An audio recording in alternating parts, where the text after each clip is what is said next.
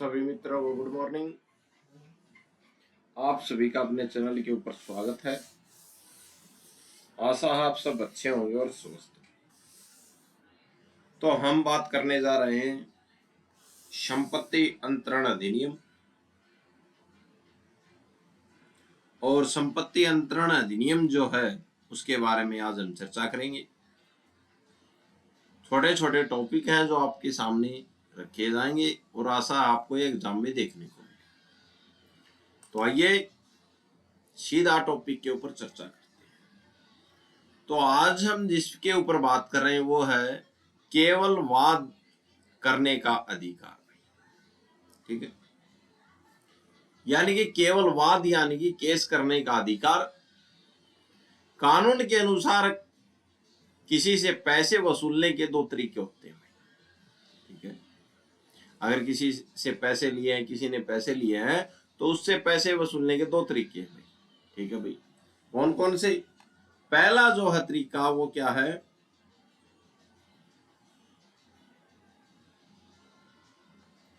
पहला तरीका है अनुयोज्य दावा भाई। ठीक है, अनुयोज्य दावा क्या होता है? अगर किसी ने आपसे पैसे देने का वादा किया है और वह राशि पहले से तय यानी कि निश्चित राशि की इतने पैसे थे भाई। जैसे किसी ने 10,000 रुपये उधार लिए हमें, तो यह है क्या है भाई? अनुयोज्य दावा है भाई।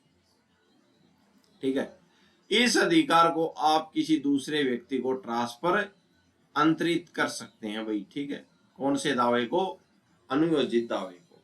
ठीक है, कि मेरा पैसा फलाना लेगा भाई, वसूली इसको दे दियो भाई। ठीक है, केवल वाद करने का अधिकार। अगर कोई राशि तय नहीं है यानी कि राशि अनिश्चित है तो उसे सिर्फ वाद करने का अधिकार कहा जाता है। कानून कहता है कि ऐसा अधिकार आप किसी और को ट्रांसफर नहीं कर सकते। तो क्या वाद करने का अधिकार जो है वो ट्रांसफर हो सकता है? तो वाद करने का अधिकार ट्रांसफर नहीं हो सकता। कोई राशि तय नहीं है। ठीक है, अगर कोई राशि तय नहीं है, अनिश्चित राशि है, तो उसे सिर्फ वाद करने का अधिकार कहा जाता है। कानून कहता है कि ऐसा अधिकार आप किसी और को ट्रांसफर नहीं कर सकते। लेकिन अनुयोज्य दावा जिसमें राशि फिक्स होती है कि इतने पैसे हैं, इतने पैसे लिए थे, ठीक है, ये अनुयोज्य दावा आप ट्रांसफर कर सकते हैं। ठीक है, मुख्य बात पर चर्चा करते हैं। अनिश्चित राशि यानी कि राशि निश्चित नहीं है कि कितनी है। अनिश्चित राशि कब होती है? यह तब होती है जब किसी के गलत काम यानी कि अपकृत्य या संविदा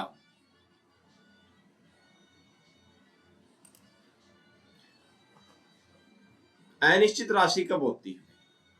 तो अनिश्चित राशि तब होती है जब किसी के गलत काम या संविदा यानी कि अपकृत्य या संविदा के उल्लंघन के कारण आपको नुकसान हुआ है और उसे आप अर्जाना मांग रहे हो भाई, तो आप वाद कर सकते हैं। अनिश्चित राशि कब होती है? यानी कि आपका किसी ने नुकसान कर दिया, आर्थिक या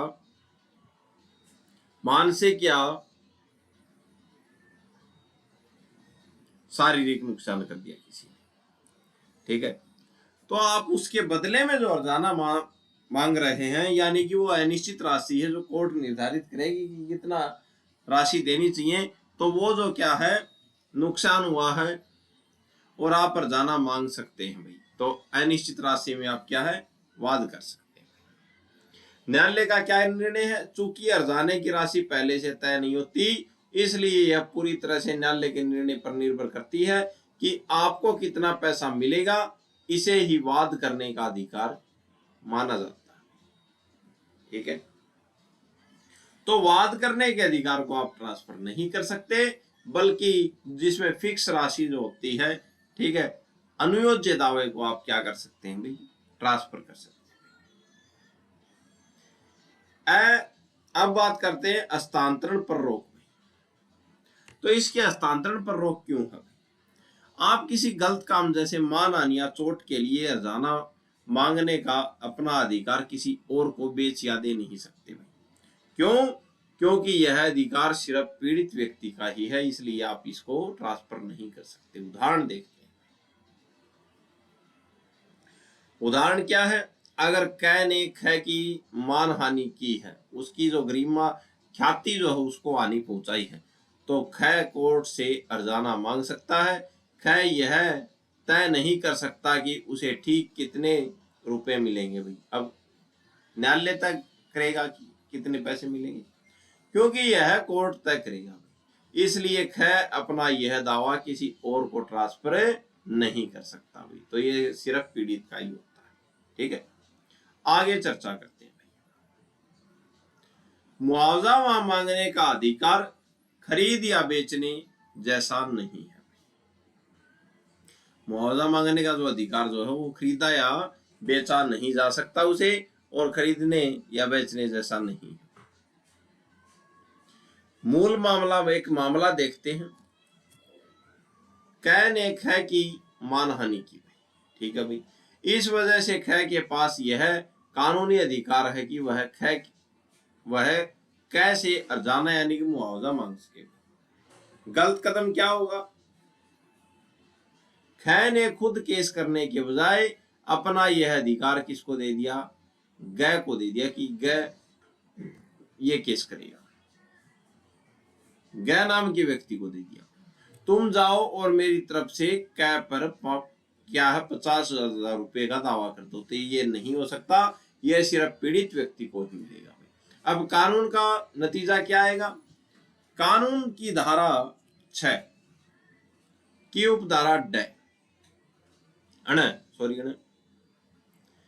के तहत ख का यह कदम अवैध है। भाई ठीक है, तो ये धारा बोलती है संपत्ति अंतरण अधिनियम की धारा 6 की जो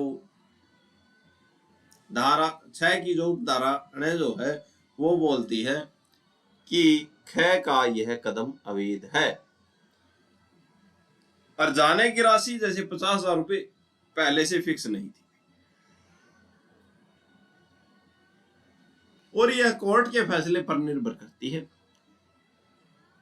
ठीक है, पोषण करने योग्य नहीं है। ठीक है, तो ये कोर्ट के किसके ऊपर निर्भर करती है?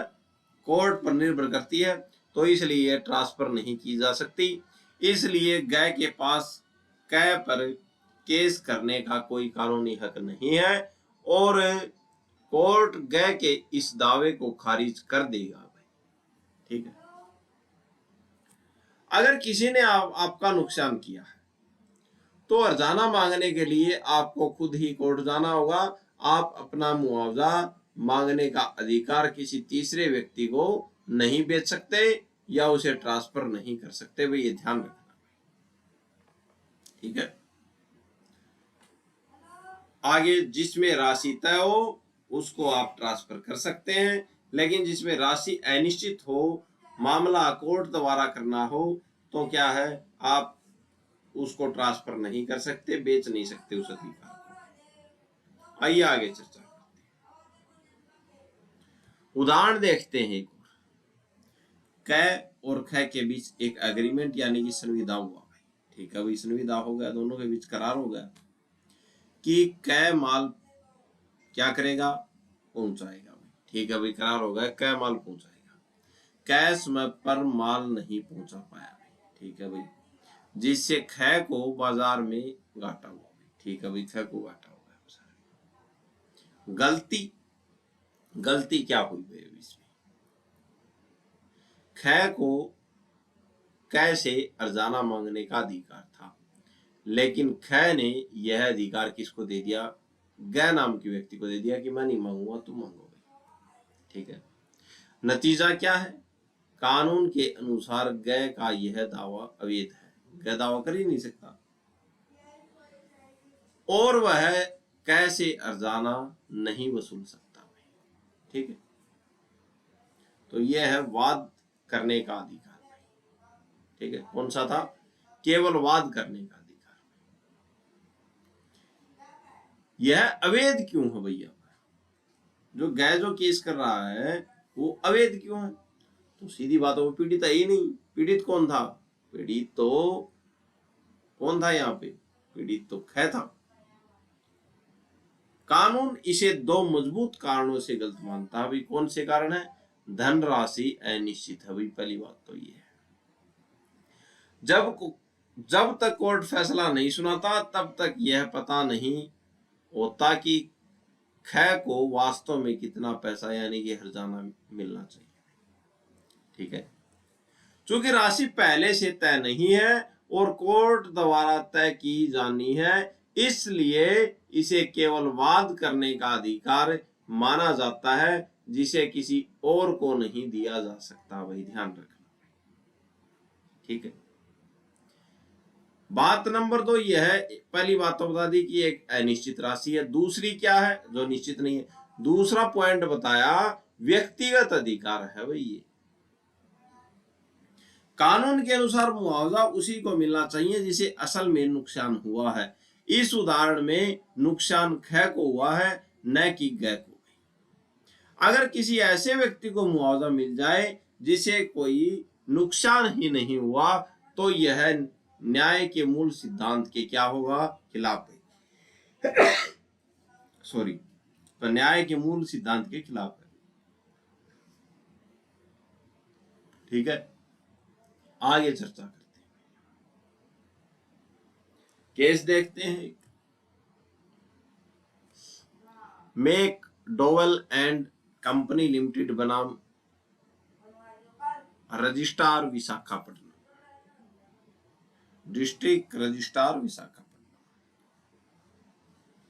मेसर्स मैकडॉवेल एंड कंपनी का केस था और डिस्ट्रिक्ट जो रजिस्ट्रार विशाखापट्टनम है उसके खिलाफ केस था। ठीक है, मामला क्या था? यह घटना एक क्या थी? निर्माता जो क्या है,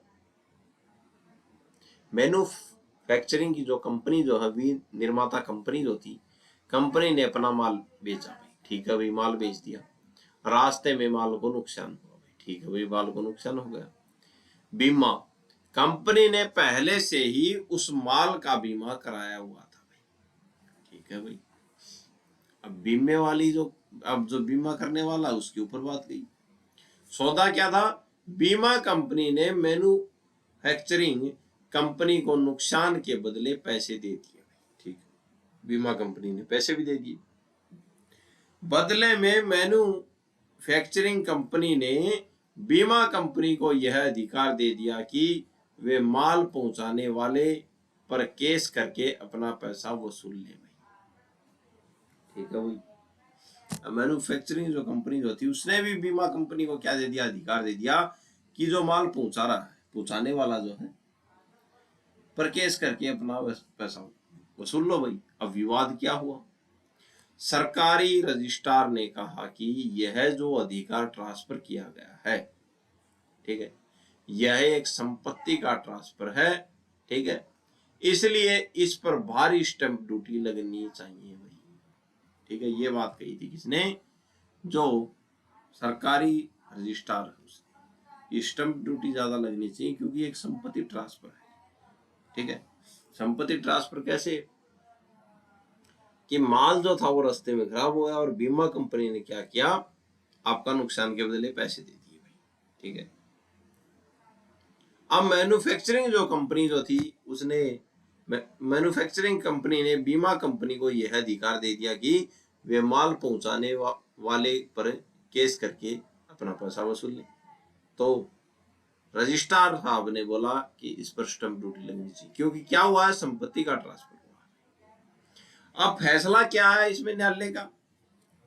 आंध्र प्रदेश उच्च न्यायालय ने इस मामले में बहुत बात कही। भाई बहुत महत्वपूर्ण बात कही। क्या कहा? भाई वाद करने का अधिकार कोई संपत्ति नहीं है। भाई कोर्ट ने कहा कि मैन्युफैक्चरिंग कंपनी ने जो अधिकार बीमा कंपनी को दिया वह सिर्फ केस करने का अधिकार है था। भाई ठीक है, स्टैंप ड्यूटी का नियम, चूंकि यह सिर्फ वाद करने का अधिकार था इसलिए इसे संपत्ति ट्रांसफर नहीं माना जा सकता। ठीक है, संपत्ति का ट्रांसफर तो हुआ ही नहीं, वाद करने का अधिकार तो दिया कि आप इस पर केस करके अपने पैसे लो वसूल।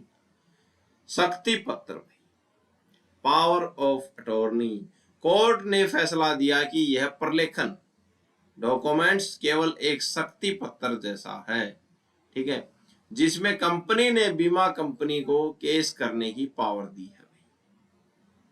इसलिए इस संपत्ति पर संपत्ति ट्रांसफर वाली स्टंप ड्यूटी नहीं लगाई जा सकती भाई, क्योंकि संपत्ति का ट्रांसफर तो हुआ ही नहीं है, केस करने की पावर ही तो दी। इस केस से यह साफ होता है कि जब आप किसी को सिर्फ अर्जाना या नुकसान वसूलने के लिए केस करने का अधिकार देते हैं तो वह कानूनी रूप से संपत्ति का ट्रांसफर नहीं कहलाता। इसलिए इस तरह के कागजों पर स्टैंप ड्यूटी के नियम सामान्य ट्रांसफर डीड से अलग होते हैं, वही ध्यान रखना। जो सामान्य रजिस्ट्री होती है उससे अलग होते हैं। आइए आगे चर्चा करते हैं। मध्यवर्ती लाभ क्या है? कई बार पूछ लेता है मध्यवर्ती लाभ के बारे में बताओ। मध्यवर्ती लाभ क्या है? जब कोई व्यक्ति किसी ऐसी संपत्ति पर अवैध रूप से कब्जा कर लेता है जिसका वह मालिक नहीं है, ठीक है, कोई ऐसी संपत्ति है जिस पर कोई व्यक्ति अवैध रूप से कब्जा कर लेता है लेकिन वो मालिक उसका है ही नहीं, तो वह उस संपत्ति से जो भी मुनाफा यानी कि जैसे किराए या फसल कमाता है उसे क्या कहते हैं भाई? मध्यवर्ती लाभ कहा जाता है। ध्यान रखना। तो मध्यवर्ती लाभ क्या है? व्यक्ति की संपत्ति नहीं, अपने आप वो कब्जा किया हुआ है और उस संपत्ति से वो मुनाफा कमा रहा है, जैसे किराया दे रहा है उसको या फसल वो उगा रहा है, तो वो क्या है? मध्यवर्ती लाभ है। ठीक है भाई। कानूनी अधिकार, जब असली मालिक अपनी संपत्ति वापस पाता है तो उसे यह अधिकार होता है कि वह अवैध कब्जा करने वाले व्यक्ति से वह सारा मुनाफा यानी कि लाभ अर्जाने के रूप में मांगे भाई। तो ये क्या है? कानूनी अधिकार है कि जिसने कब्जा कर रखा था तो जो मालिक जो है उससे जो संपत्ति से मुनाफा कमाया जो लाभ है उसका अर्जाना मांग सकता है। ठीक है। अनिश्चित भाई, यह मुनाफा कितना होगा? तो मुनाफा तो अनिश्चित होगा क्योंकि पता ही नहीं कितना कमाया। यह पहले से तय नहीं होता, यह इस बात पर निर्भर करता है कि अवैध कब्जा कितने समय तक रहा और उस संपत्ति से कितनी कमाई हुई। ठीक है। चूंकि वह राशि पहले से निर्धारित नहीं होती भाई, इसलिए इसे भी एक अनिश्चित धनराशि माना जाता है। ठीक है। हस्तांतरण भाई क्यों नहीं हो सकता भाई? ये हस्तांतरण मध्यवर्ती लाभ जो है इसका जो ये हस्तांतरण क्यों नहीं होता भाई? क्योंकि क्यों नहीं हो सकता भाई? जैसा कि हमने पहले देखा धारा 6 की उपधारा के तहत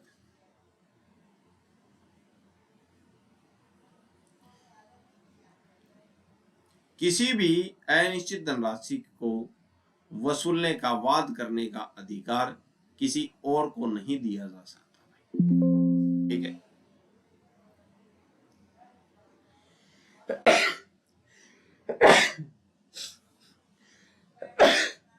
सॉरी।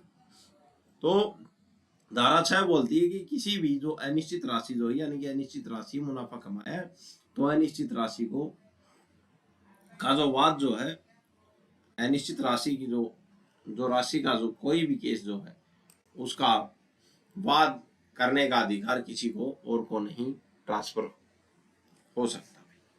ये धारा 6 बोलती है। अगर किसी ने अपनी जमीन पर अवैध कब्जा किया, आप उससे किराया या उपज का मुनाफा मांगना चाहते हैं तो यह मुकदमा सिर्फ आप ही कर सकते हैं। आप अपना यह मुनाफा वसूलने का अधिकार किसी तीसरे व्यक्ति को ट्रांसफर नहीं कर सकते क्योंकि यह अधिकार वाद करने का अधिकार है, अधिकार की श्रेणी में आता है और यह हस्तांतरणीय है जिसे क्या ट्रांसफर नहीं किया जा सकता। ठीक है। आइए आगे चर्चा। सामाजिक नीति, सामाजिक नीति के बारे में देखते हैं, उदाहरण देखते हैं भाई क्या है। ख ने क की जमीन पर अवैध कब्जा किया भाई, केस देखते हैं। ठीक है भाई, कब्जा कर लिया। कै ने केस जीता और जमीन वापस पा ली। ठीक है भाई, जमीन वापस पा ली, कै ने केस जीत की। मध्यवर्ती लाभ, उस अवैध कब्जे के दौरान कै ने जमीन से धान की फसल उगाकर जो मुनाफा कमाया उस पर क्या है, कै का हक। ठीक है भाई, कै का हक है। हस्तांतरण पर रोक, यदि कै अपना यह अधिकार यानी कि वह कै से 2 साल का मुनाफा वसूल के किसी तीसरे व्यक्ति कै को दे देता है तो कानून इसे क्या मानता भाई, अवैध मानता है। ठीक है, तो आप जो है ये अधिकार किसी तीसरे व्यक्ति को नहीं दे सकते, आपको ही केस करना होगा भाई, वाद करना पड़ेगा। नतीजा, अगर नहीं किया आपने तो कानून इसे अवैध मानेगा, अगर किसी तीसरे को दे दिया। नतीजा, कै के पास कोई कानूनी ताकत नहीं है कि वह कै से वह मुनाफा वसूल सके, क्योंकि यह अधिकार अहस्तांतरणीय है, आप इसे ट्रांसफर नहीं कर सकते। इसके पीछे की सामाजिक नीति और कानून का उद्देश्य क्या है? कानून इस तरह के हस्तांतरण को अनुमति क्यों नहीं देता भाई? तो क्यों नहीं देता, आइए देखते हैं। बात नंबर 1, मुकदमेबाजी को जुआ बनाने से रोकना भाई। ठीक है, कि जो मुकदमेबाजी है वो जुआ ना बने। यदि कानून यह अनुमति दे दे कि कोई व्यक्ति अपना मुआवजा मांगने का अधिकार किसी और को बेच के, तो लोग इसे एक व्यापार या जुए की तरह क्या करेंगे भाई, इस्तेमाल करने लग जाएंगे भाई। ठीक है, वाद करे पर रोक भाई। आंग्ल विधि में यानी कि इंग्लिश लॉ में इसे वाद करे कहा जाता है। किसे? ये जो अहस्तांतरणीय जो क्या है अधिकार, जो इसे क्या कहा जाता है, इसे वाद करे भाई, यानी कि वाद करने का अधिकार। जहां कोई तीसरा व्यक्ति मुकदमे में पैसा लगाकर मुनाफा कमाने की कोशिश करता है, जो गलत है भाई। ठीक है भाई, लोक नीति क्या बोलती है? पब्लिक पॉलिसी का उल्लंघन होता है भाई इससे। भारत में ऐसी संविधाएं शून्य मानी जाती हैं क्योंकि यह भारतीय संविधा अधिनियम की धारा 23 के तहत लोक नीति के क्या है, विरुद्ध है। ठीक है, तो ये जो वाद करने का जो अधिकार जो है, जिसे ट्रांसफर नहीं किया जा सकता। कानून नहीं चाहता कि लोग दूसरे की मुसीबत या उसके नुकसान के दावों को खरीद बेचकर मुनाफाखोरी करें। मुकदमे को सट्टा या व्यापार बनाने से रोकने के लिए ही यह नियम बनाया गया है। ठीक है, आइए आगे चर्चा करते हैं। अब एक शब्द आता मात्र भाई। मात्र शब्द क्या है? धारा 6 के तहत कानून कहता है कि आप केवल वाद करने का अधिकार ट्रांसफर नहीं कर सकते, लेकिन यहां मात्र शब्द बहुत जरूरी है। मात्र शब्द क्या है? कब ट्रांसफर संभव है? अगर आपके पास सिर्फ मुकदमा करने का अधिकार नहीं बल्कि उसके साथ संपत्ति में हित भी जुड़ा है, तो आप उसे ट्रांसफर कर सकते हैं। वाद आ गई, आप इसे ट्रांसफर कर सकते हैं। अगर संपत्ति में हित भी जुड़ा है तो भी क्या है, ट्रांसफर कर सकते हैं। समझते हैं? सिर्फ वाद करने का अधिकार जैसे अवैध ट्रांसफर। अगर किसी ने आपका नुकसान किया और आप सिर्फ उस नुकसान का अर्जाना मांगने का अधिकार किसी और को दे रहे हैं तो वह अवैध है भाई, क्योंकि यह कोरा या मात्र वाद करने का अधिकार है भाई। ठीक है, संपत्ति के साथ वाद का अधिकार भाई वैध ट्रांसफर है। अगर संपत्ति के साथ वाद का अधिकार है तो वो क्या है, ट्रांसफर हो सकता है। आइए देखते हैं क्या है। अगर आप अपनी वह संपत्ति ही किसी और को बेच देते हैं तो वो अपने आप ट्रांसफर हो जाएगा उसके पास। यानी कि संपत्ति के साथ वाद का अधिकार। अगर संपत्ति ट्रांसफर कर दी तो वो वाद भी दूसरे के पास गया, अगर संपत्ति बेच दी तो। ठीक है। अगर आप अपनी वह संपत्ति किसी और को बेच देते हैं जिसके लिए वह मुकदमा है, तो उस संपत्ति के साथ साथ मुकदमा करने का अधिकार भी उस नए मालिक यानी कि अंतरीति को मिल जाता है। ठीक है, तो ये ट्रांसफर। अब संपत्ति पूरी बेच दी तो अब बात तो वो करेगा, उसका मतलब हो गया। उदाहरण देखते हैं, मान लीजिए आपने कोई मशीन खरीदने का कॉन्ट्रैक्ट किया, लेकिन बेचने वाले ने कॉन्ट्रैक्ट तोड़ा और मशीन नहीं दी भाई। ठीक है भाई, नहीं दी, उदाहरण नहीं दी भाई। अगर आप सिर्फ जाना वसूलने का हक किसी को बेचेंगे तो क्या है, वो अवैध है भाई। लेकिन अगर आप वह मशीन जो अब आपकी हो गई है ही किसी और को बेच देते हैं, आपने मशीन ही बेच दी, ठीक है, तो मशीन बेच दी तो मशीन से जुड़े सभी अधिकार सामने वाले के पास गए, तो वह नया मालिक उस कॉन्ट्रैक्ट के लिए मुकदमा करने का अधिकार भी अपने आप पा लेता। वही ध्यान रखना है। ठीक है, इसमें ये बोला गया है, अगर जमीन से जुड़ा कोई यानी कि संपत्ति से जुड़ा कोई अधिकार है, कोई वाद है, तो आप उस वाद को ट्रांसफर नहीं कर सकते, वो अवैध है। लेकिन आपने संपत्ति बेच दी तो संपत्ति के साथ साथ जो अधिकार जो है, अब एक बार सोच के देखना, पेड़ लगे हुए हैं, कोई जमीन का खंड है, उसके अंदर पेड़ लगे हुए हैं। अब एक पेड़ जो है उसको आप हरा उखाड़ के बेच रहे हैं, तो हरा उखाड़ नहीं सकते। ठीक है, अब सामने वाले को आप ये बोलते हैं कि मैं तो जमीन ही बेच रहा हूं। ठीक है, तो जमीन के साथ साथ वो पेड़ भी आपको मिल जाएंगे। वही बात ये समझा रहा है यहाँ पे।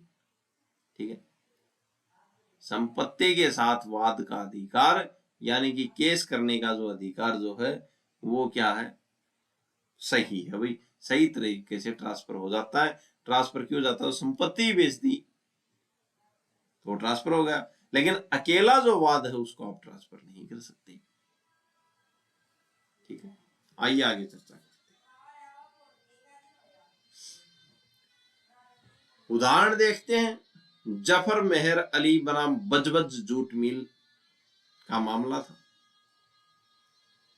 कब वाद करने का अधिकार ट्रांसफर करना पूरी तरह से सही है भाई, वैध है। कै ने ख के बीच एक सौदा हुआ था, कै और ख के बीच एक सौदा हुआ था कि कै भविष्य में ख को जूट की बोरियां देगा भाई। ठीक है, अभी सौदा होगा कि तुम मेरे को जूट की बोरियां दे देना, वो बोल रहा है ठीक है सर दे देंगे।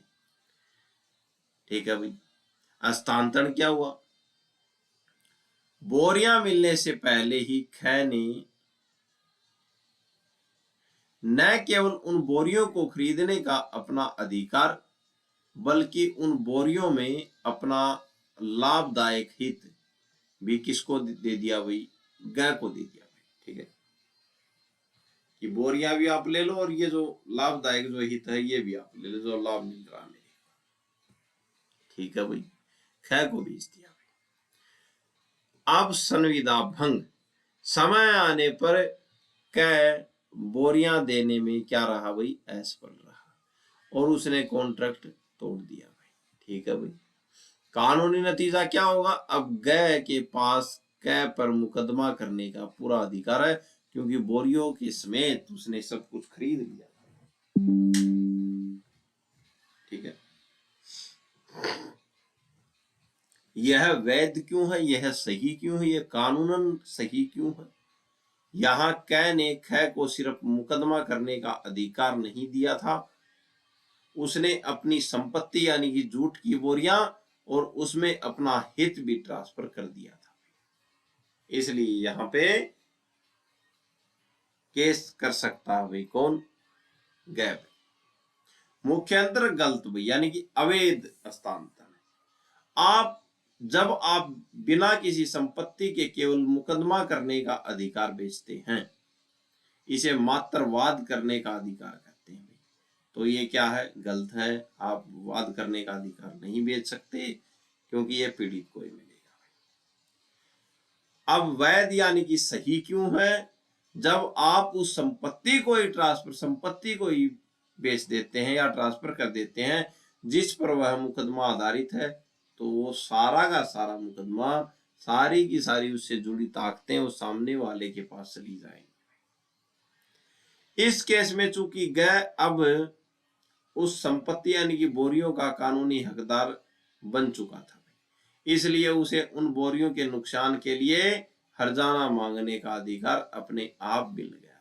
ठीक है, आइए आगे चर्चा करते हैं। व्यापार के ट्रांसफर के साथ अधिकार का ट्रांसफर। जब कोई व्यक्ति अपना पूरा व्यापार किसी और को बेचता है, तो उस व्यापार से जुड़े सारे अधिकार नए मालिक के पास चले जाते हैं। ये तो भाई सच्ची सीधी सी बात है। ठीक है, उदाहरण भाई, भागीदारी फर्म में एक फर्म के सभी पार्टनर रिटायर हो गए और उन्होंने अपने सभी अधिकार और जिम्मेदारियां किसको दे दी? कै को दे दी भाई। ठीक है भाई, जब कै ने सरकार पर केस किया, तो कोर्ट ने कहा कि यह सिर्फ वाद करने का अधिकार, बेचना नहीं है भाई। ठीक है, तो क्या है, बल्कि यह पूरे व्यापार के ट्रांसफर का हिस्सा है। इसलिए कै का केस पूरी तरह से क्या है? सही है, वैध है, जो धारा 6 की उपधारा इस पर लागू नहीं होती। ठीक है,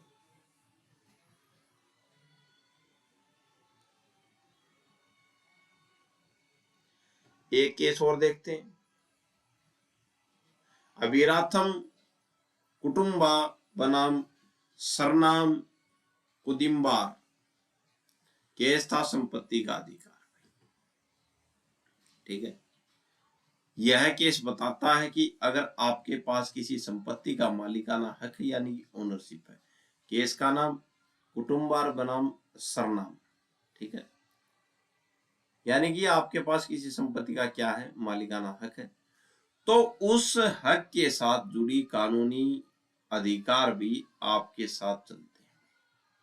ठीक है, यानी कि उस जो हक जो है उसके साथ जो भी कानूनी अधिकार है वो भी आपके पास है। ठीक है भाई, मामला क्या था भैया? एक पिता ने अपने नाबालिग बेटे की संपत्ति बिना किसी कानूनी जरूरत के बेच दी भाई। कोई कानूनी जरूरत नहीं थी। बड़ा होने पर बेटे ने वह संपत्ति किसी और को बेच दी भाई। ठीक है,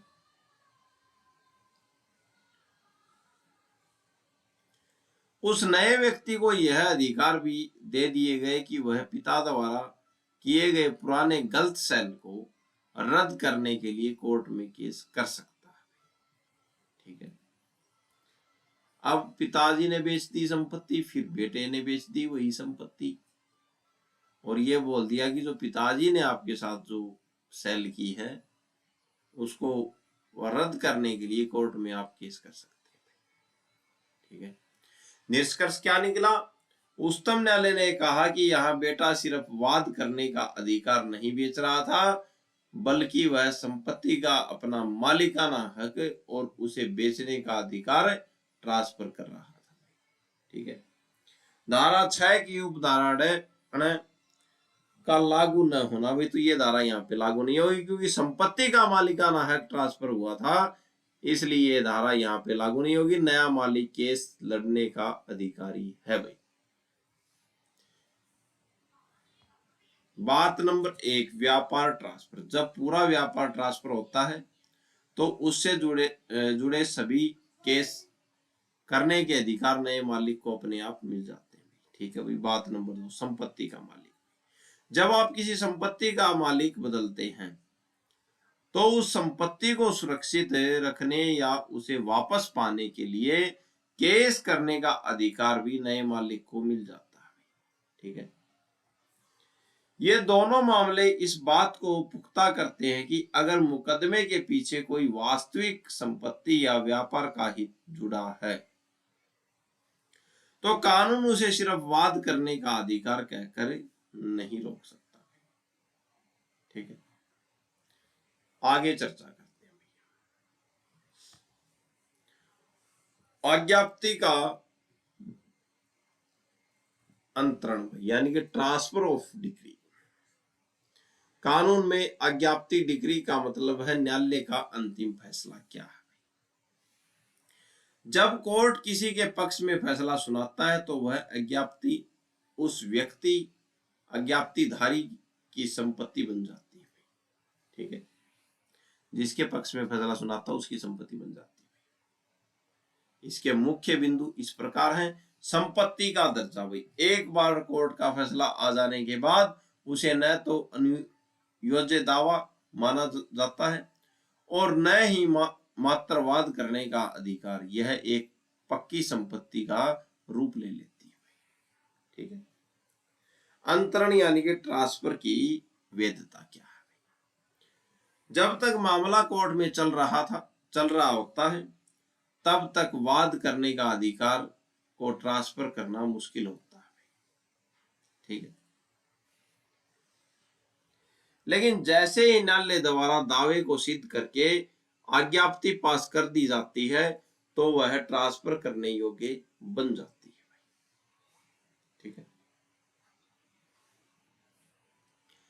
उदाहरण देखते हैं। यदि किसी ने मध्यवर्ती लाभ के लिए दावा किया था और कोर्ट ने उस लाभ के लिए अज्ञाप्ति जारी कर दी, तो अब उस अज्ञाप्ति को किसी और को सौंपना या ट्रांसफर करना पूरी तरह से क्या है? सही है, वैध है। एक बात और देखते हैं। जब तक मामला कोर्ट में है आप सिर्फ केस करने का अधिकार नहीं बेच सकते, लेकिन एक बार जब कोर्ट का फैसला आ जाता है तो उस फैसले के तहत मिलने वाले अधिकारों को आप किसी और को आसानी से ट्रांसफर कर सकते हैं, क्योंकि अब वह पक्की क्या हो गई भी? संपत्ति बन चुकी है। ठीक है, तो आज के लिए इतना ही। ये छोटे छोटे फैक्ट जो थे आपके सामने रखे गए, आशा है आपको समझ में आए होंगे। और चैनल को ज्यादा से ज्यादा शेयर करें, लाइक करें, अपने मित्रों तक पहुंचाएं। तो आज के लिए इतना ही। धन्यवाद, धन्यवाद, धन्यवाद।